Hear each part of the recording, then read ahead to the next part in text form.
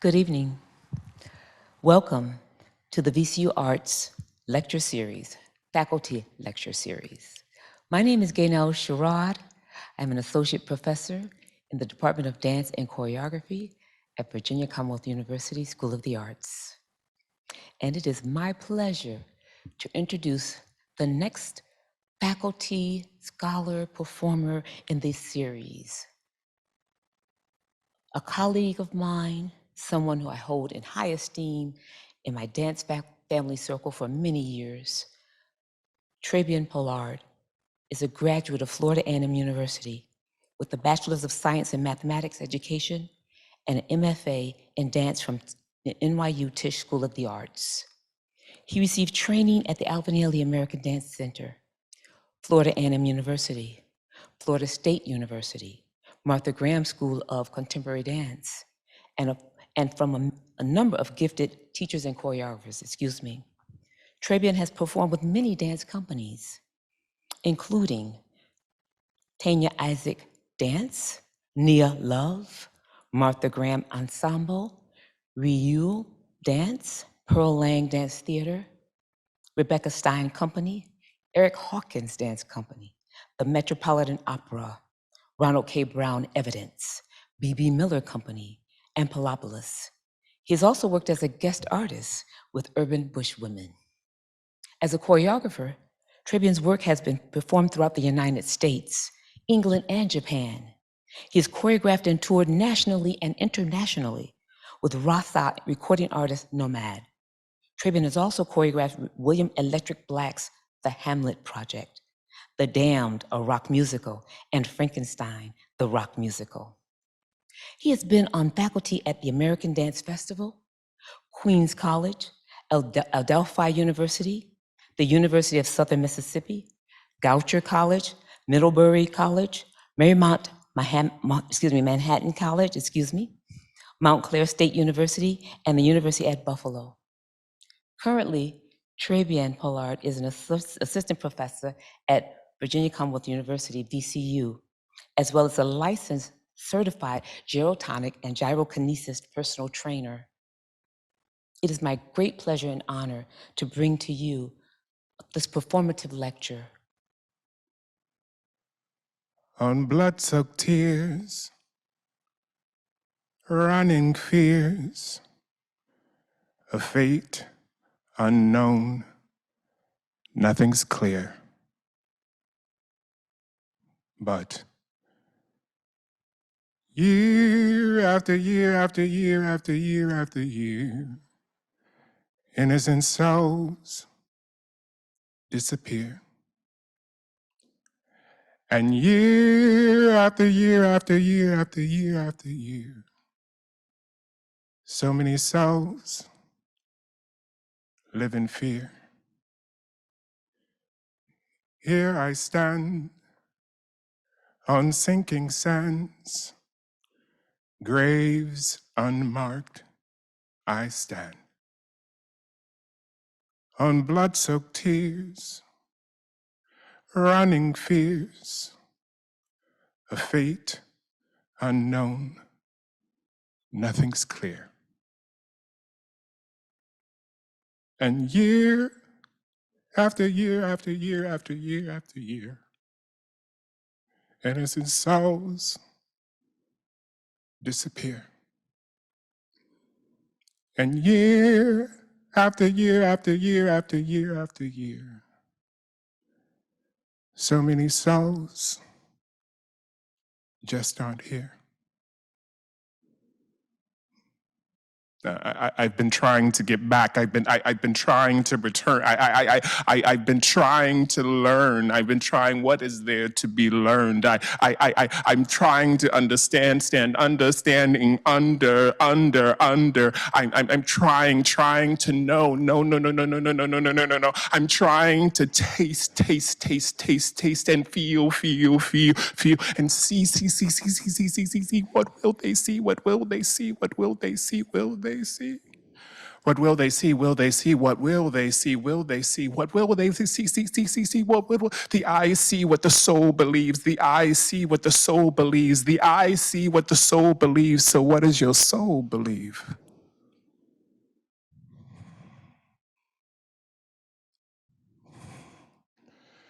That there is this radical resistance to that which is seen and not seen. But it's the possibility of seeing and seeing the possibility of what it means to be seen and not seen and not seen. As is of with a thing.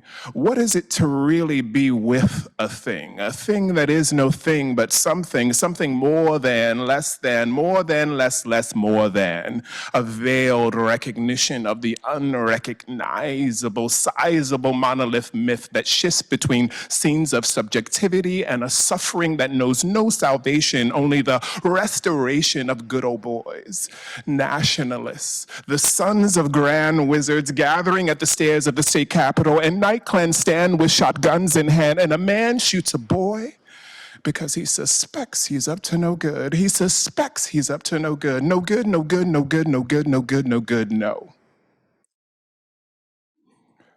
What are the markers of goodness?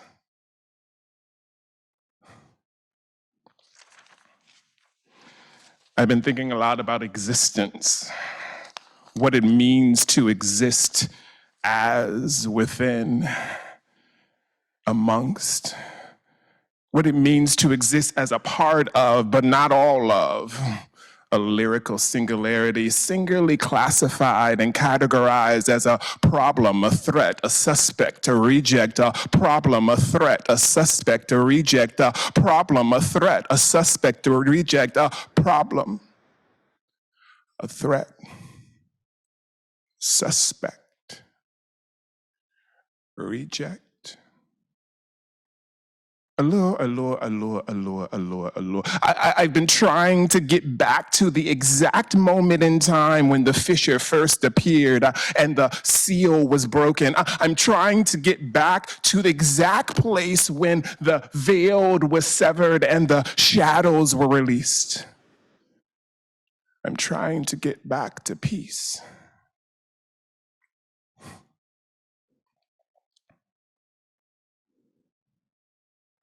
Nat was not the first, and Emmett was not the last. We lost Mega and Malcolm and Martin. Willie was beaten and forced to jump to his death. They thought he was sleeping with a white woman. He was 24 years old. James was pulled over for an electric traffic violation. He was arrested with 2 fellow civil rights workers. They were later released, only to be pulled over again. Their bodies weren't found for 44 days. We lost Yusef and Amadou, Trayvon and Jordan. We lost Eric and Michael, Tamir, Freddie, and Alton. Philando was shot in his car while his girlfriend and 4-year-old daughter watched. DeAndre was a NCCU student who was shot in the complex of his apartment building.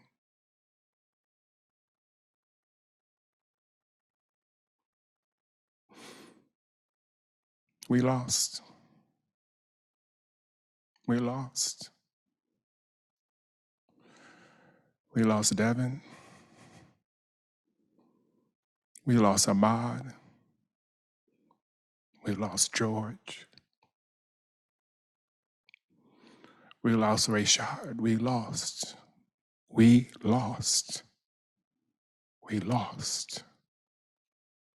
We lost. So you see, where is the proof that we shall overcome? I still hear the hum of bullwhip tips parting Red Seas, bodies screaming, and my back bleeds. Pecan trees and watermelon seeds, red velvet cake and black-eyed peas and greens that need to be felt from the inside and not hide behind pride or prejudice. Where is the road to redemption that doesn't have the dimensions of my world closing in? And when will we be free to be he, to be she, to be they, to be me? I said, now when will we be free to be he, to be she, to be they, to be me? Free from all this civilized captivity, this feeling of uncertainty, free from all these lost connections and all these false perceptions of who they think we're supposed to be. He is not me and me is not he. This he that I be he, me, he, be. He is not me and he is not me. This he that I be he, me, he, be. So you see, no life is to be lived here for fear of its own existence, existing in and of itself as a life. Less lived, less loved, less valued. What is the value of a life? Whether it be to live or to die, to live is to die, and to die is to live a life in and out of a relation to the forgotten, the lost, the left behind, the should have been, not yet, never was. A life.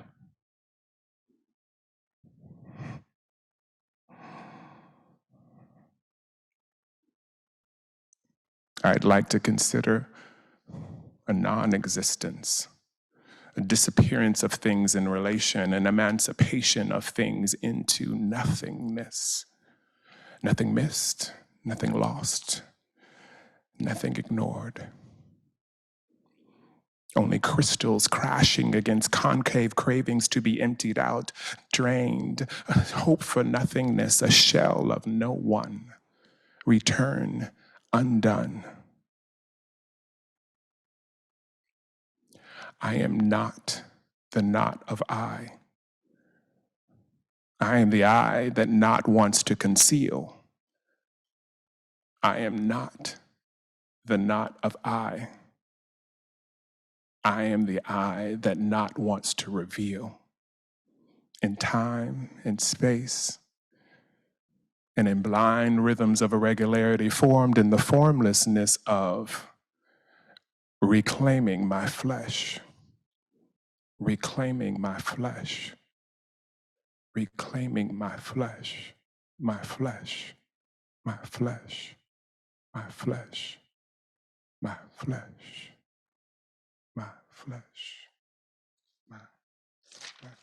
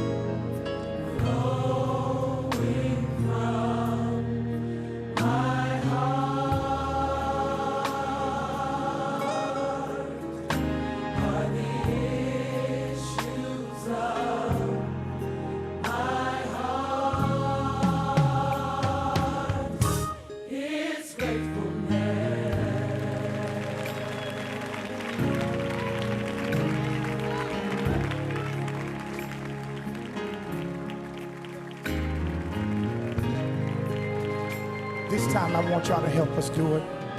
Lift your hands in this atmosphere and say, I am grateful. For the things that you have done. Look at him and tell him, yes, I'm grateful. The victories that we've won. Tell him I could go on and on.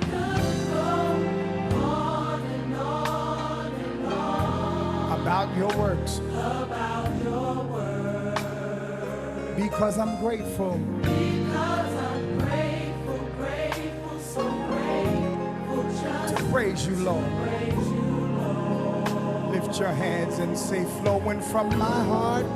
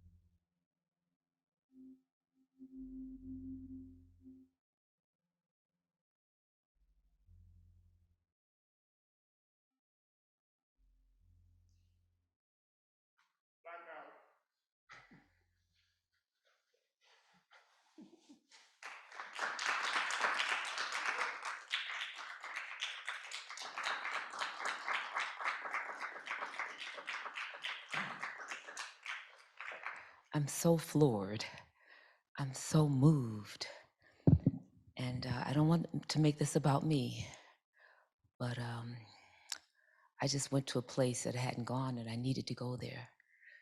Some grieving, some mourning, and some celebration. Thank you. Thank you. It is about you. You being here is very much about what this space is.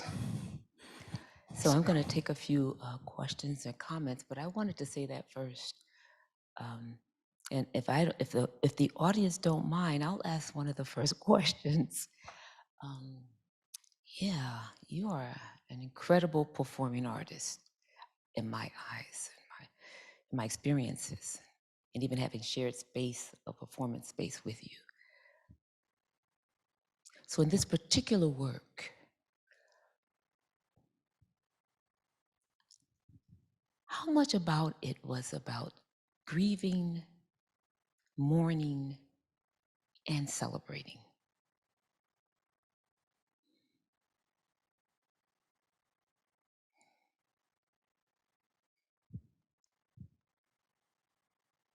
I think in a lot of ways it's about all of it.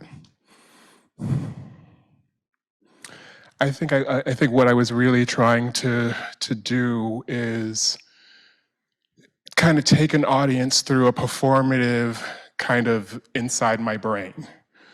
That the questions that are in the text are the same questions that I've been asking myself as I've been doing reading and taking, collecting impressions.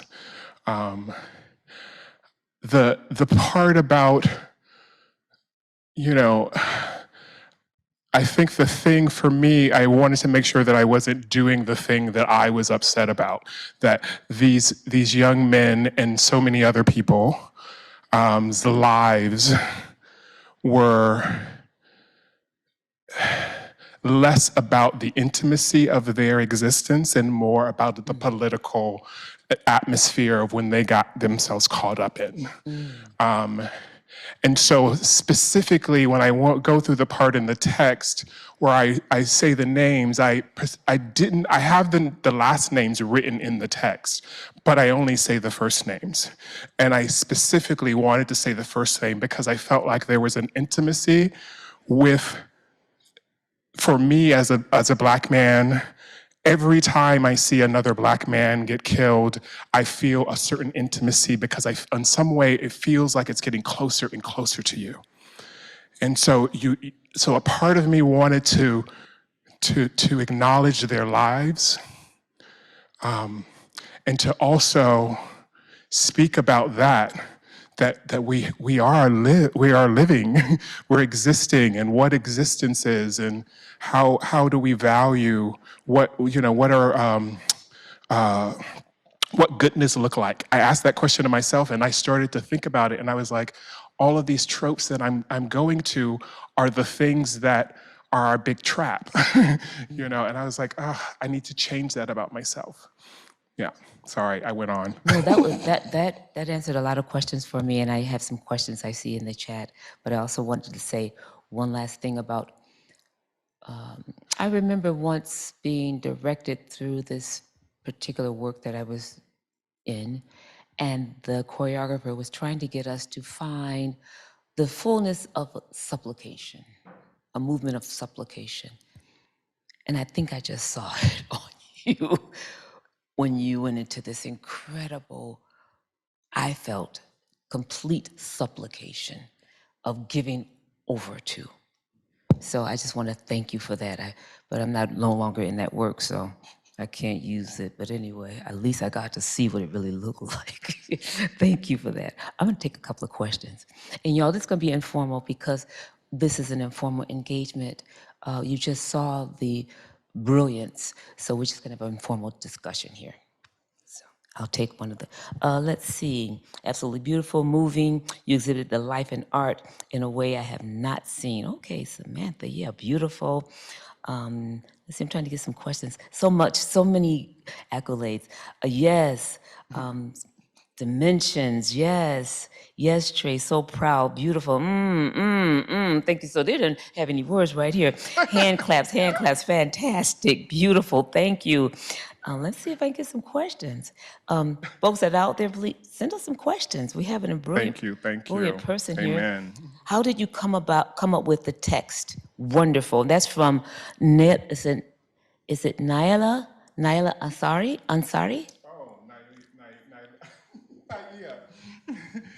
How did you come up with the text? Wonderful. Oh, how did I come up with the text? I think it's like everything that I do. Things like kind of come with me. But I think one of the big things about the text was I was reading a lot of people's books and things that I found interesting. A lot of scholars like Fred Moulton and Saadia Hardman and Christina Sharp. I was also watching and inspired by a lot of visual artists. And a part of me, one of the visual artists that I really this piece was kind of more inspired by was Takwasi Dyson. There's a part where she talks about mark making, and I started thinking about, well, how do you make a mark in the world, or and so I wanted to try to learn how to speak the language of other people. And so as I was reading Fred, like a lot of the ways in which he patterned rhythm and place words together, and sometimes I switch things around, and it just became a part of it. And then the other parts were things that I was just kind of thinking about, being from the South. I watched some film where someone was talking about on the projects, it says, no life is to be lived here. And so that's where that text came from. Just from that sentence, I went into a whole thing. And really, these are all just like little bits of things that I kind of put together for this particular incarnation of what this is. Well, you did say you took us on a journey in your mind. Yeah. I mean, the part about, I want to consider a non-existence was really that was early on when I was reading a lot of Fred Moulton, and because I was like, oh, what does non-existence mean for, marginalized people, Thank you. Let me see if I have another question here. I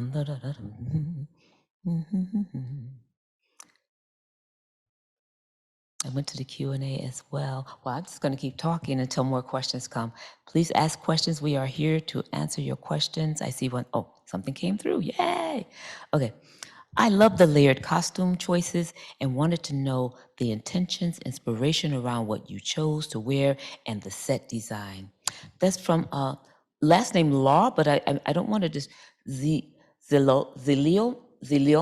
Law. And then I have a few more. Costume. Oh my gosh. I am just self-taught sewer.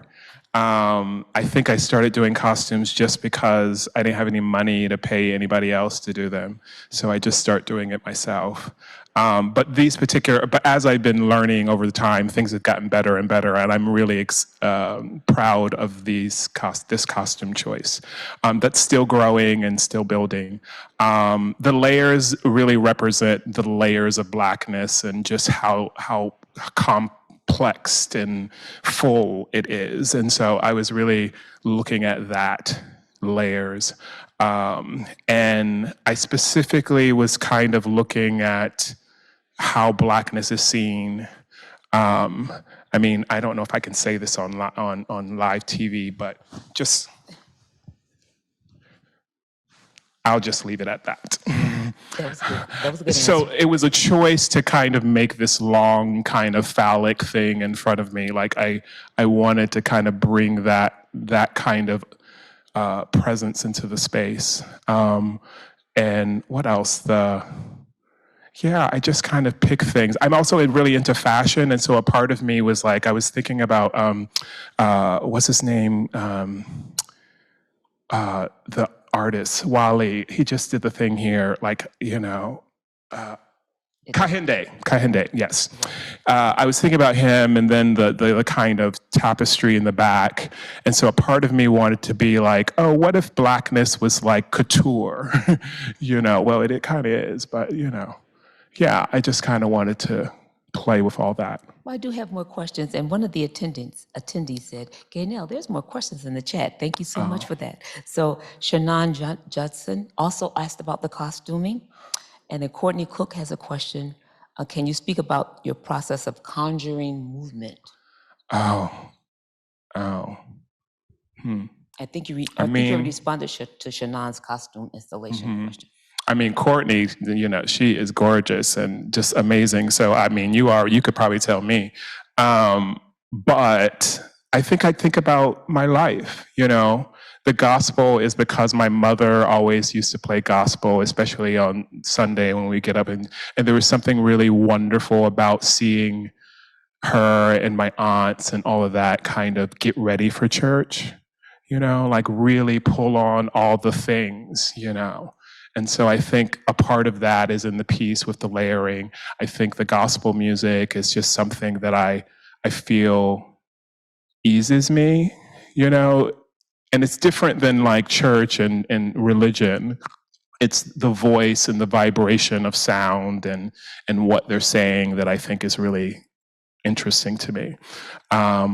And I think I'm a visual artist in a lot of ways. Like I don't really I've stopped kind of calling myself a choreographer, and I'm trying to figure out what I am now. But I like visual art a lot. So I don't know. You also answered the question from Grace Cheeseman, I do believe, that said, how do you receive and create your movement to a piece of your work? And so I think you might have just addressed that. How do you receive and create movement?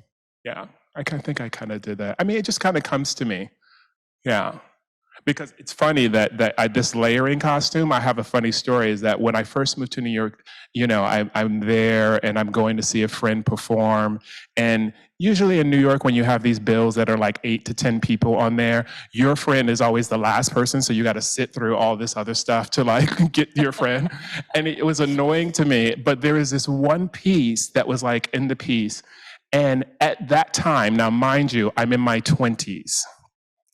This guy comes walking down the stairs and he's taking off layers and layers of costume, and to the point where he's naked on the stage. And there's all this other stuff coming. But what I'm saying about that is that I just remembered that piece just the other day as I was working on my costumes with all the layers. And I was like, oh, that piece that I hated is now found its way into my work. Yeah. So, yeah. Yes. Thank you. And I have another question from Nancy Lowe. Oh, the questions are coming in now. How long did it take you to put this piece together? Very beautiful, powerful, and so well put together. How long did it take you? Oh, I'm not sure. Because there's so many parts to it. Like, some things happen like years ago. Some things, like a lot of the costuming things happen recent. This white material with the names on it, I did in another piece, and so then I just kind of brought it here to be a part of this kind of experience, and the chair also, and then also the red fabrics that were cut up. I don't know how long. I never really know, because I don't know where it begins and where it ends. That's right. Thank you. I'm going to go back and forth. Another anonymous person, attendee, can you elaborate on the creation of the video? Oh, I like doing the video. I want to be a film person, but I'm not really good at technology. So I like visuals. I'm really interested in how things look. So I went through, and a lot of the photographs are photographs that I've taken, and they were color, and then I made them black and white because I wanted this to be about black, and I guess whiteness too. Yeah, and so I pulled them together and I tried to time it. I would like sit there and like say the text while the video is going to make sure that things were a specific thing. But a fun fact that you will probably never know, whenever I do videos, I always use the Fibonacci sequence of numbers inside the video in order to kind of like deal with. If anybody wants to know about that, just, yeah.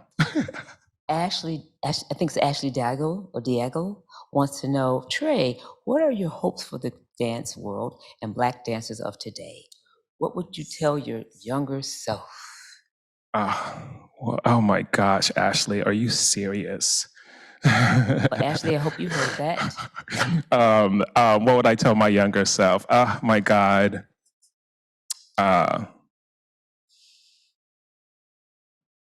Oh my gosh. Oh my gosh. You guys, Volumes and you're volumes. getting me emotional about my younger self. I think I would tell my younger self to not worry so much. Yeah, don't worry so much. Yeah. Well, I have a question about the red. Why the red? I've been working, another project I've been working on is a series called the American Dream series that is a series of evening long works that use the ideals of freedom, equality, and fraternity. And one of the first pieces that I did in that sequence was a piece called Color Codes, A Point of Hue, where we looked at color as metaphors for like social and political and, ideas. And so in that work, red was more passion and love. And in this work, it's still passion and love, but from a different place. From the place of loss and death. Yeah. MK Abedu, and then I'll get one from the audience. MK Abedu says, beautiful and thank you. And now I'll get a question from Dr. Julian Glover.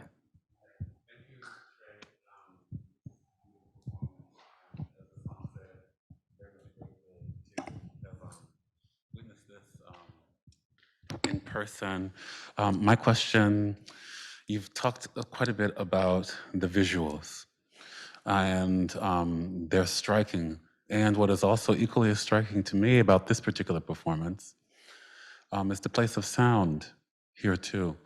When you were here, bent backwards, we could really hear you breathing, and to me, that has so much meaning. You could hear it over here too. I'm thinking about what the visual would have been without any sound. Especially when you were speaking. So can you talk a little bit more about the ways that sound influence or show up in your work? And the other thing I wanted to say is that particularly your last gesture, the one that is like this, as if you are offering something up into the ether, to the ancestors, to whomever. I'm wondering about how you think about ephemera in relation to Blackness and sound, because I think you're really asking us to think deeply about these things together in some really beautiful ways. Again, very grateful. Thank you. Oh, thank you, Julian, for that. I think the first thing that really came up for me was I've been working on these things that I'm calling emancipatory practices that are kind of these meditative embodied rituals where sound plays a huge part in it. I started researching the solfeggio frequencies that have particular hertz that are supposed to deal with chakras and healing and all of that. And during the pandemic, I listened to a lot of them all the time. And the positions that you saw me in here, this is the first position of one of my emancipatory practices, which is stillness. So this one is stillness, and then it goes to the standing one, and then there's one, and then there's the leaning back, and there's a few more that I left out. But we do this over a duration of time. And so all of the emancipatory practices will always have some kind of frequency healing. And so some of the other ones are silence. And so that one's hard for me because I'm like thinking like, how am I going to deal with frequency in this way? But I have a few ideas. And then the other one is movement, migration, mobilization. And that one's more group oriented. And then the last one, not the last one, but one of the other ones that I have so far is submerge and emerge. And so I think some of the things that I was doing with these, I put some of these practices in the piece, you know. There's a point where I was like working with submerge, emerge. There's a point where I was working with stillness. And then the migration, I've been thinking about it as how I navigate space in the whole thing, like where I stand, why I'm standing there, is that, and I wanted it to be intimate, so I was like, I wanted to stand forward. So thank you, yeah. And I think the ephemeral part comes from, ooh. I think I get really sad about knowing that these young people didn't get a full life. And so I want their lives to feel like it still exists in this space. You know, I struggled with this piece because I was like, oh, we're kind of moving in a different place. Should I do this? Maybe I should let this go. But I'm like, no, I need them to still live. And so I think on some level, I think that that's, and I'm also thinking about that for myself as a single, you know, non-partnered person without children, what my legacy, what I'm leaving behind, you know. So yeah, I'm sorry I'm going on, but yeah, that's what I think. Yeah. Thank you. I was just checking to see if we had any more questions, but I want to just speak to what you just said because someone sent something to me by way of a text the other day about, I see there's 2 new questions, I think. As long as there's someone alive to call your name, you still exist. Yeah. So, yeah, I don't see, no, it just says, we need more people like you, Trey. These are comments. Thank you for honoring their lives so vulnerably. Wow. Oh, yeah, I'm just going to try and read some of these comments because they're powerful. Oh, and I thought about, you know, I thought about queerness. I thought about, you know, women and, you know, but I didn't want to stretch it too much. Like I felt like they're still in the space, even if they're not in the space, as much as the Blackness, I guess. And I keep struggling with that. I keep struggling with how do I honor all the parts of myself? I do Yeah. have one last question from one of our one of our colleagues, Jalinda Lewis. Speaking of legacy, where do you see your work in the timeline of African American dance? In the family tree? Jalinda, now, ooh, you done caught me. Ooh. I don't really know. I think that that's the thing. I'm trying to kind of figure it out. I talked to my students recently about distinctions, and sometimes things need to be very distinct. It needs to be distinct in form and have a real clear kind of understanding. And then I also think that there's another space that you can live in a more kind of an emerging kind of existence, you know, that it's always morphing and changing and shifting as it goes through time. And I would like to see myself as the second, the latter, that I keep emerging and shifting. Now, mind you, I'm bringing along all those companies that you mentioned, all the people that I've worked with. Like there's some people that are not even on there that That have made an imprint that are on you. also here. They put You an know, imprint on you. yeah. And so I can't say, I can't call it like, oh, I'm this Black dance or I'm postmodern or I'm the, you know, I can't really call it like that. Yeah, and then they keep coming.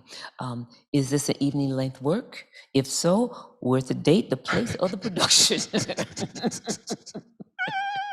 I don't know now. Yes. You hear it out there. Come on, bring me to wherever you need to bring me. you. Shameless plug. So let's see. I have to shut it down in a minute, folk, but I think I'm gonna try and check a couple more. I think that's pretty much it. I do have to. I got the wrap up sign, you all. So I have 2 minutes. I think I'll allow Trabian to close us out in those 2 minutes. In any way you feel you want to. I love hearing your voice, by the way. Hint, hint.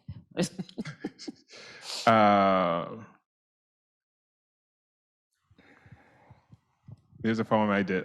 It is the appearance of suffering that crucifies our souls. We are all victims of blessings and miracles, baptized in fear. Fear that burns our skin from inside out, fear that rots our hearts of love. I weep for the person that I used to be, and sometimes for the person that I have yet to become. This is my fairy tale, my happily ever after, the gospel of a swan.